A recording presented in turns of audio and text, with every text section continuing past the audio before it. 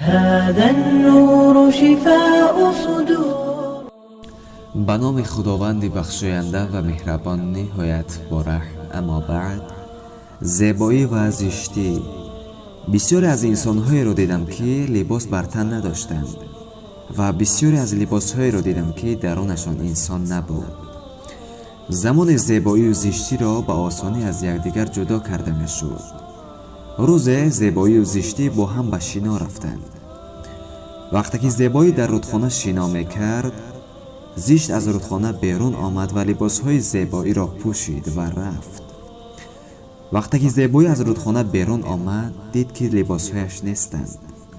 بنابراین از روی ناچاری لباس‌های زشتی را پوشید. از آن روز تا به حال بسیار از انسان‌ها نمی‌توانند زیبایی را از زشتی جدا نمایند.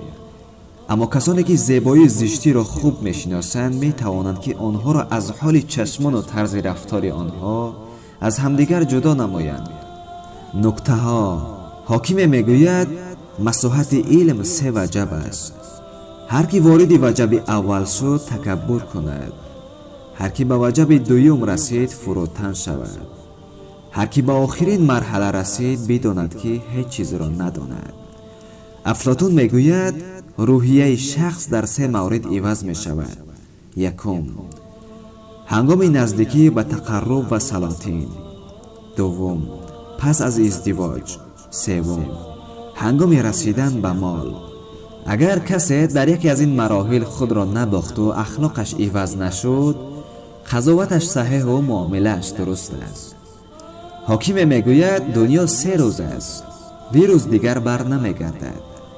امروز که دوام ندارد، فردا که حالتش معلوم نیست، شاید به آن نرسید. شخصی از بزرگ مهری حکیم پرسید که علم بهتر است یا مال؟ حکیم گفت علم بهتر است.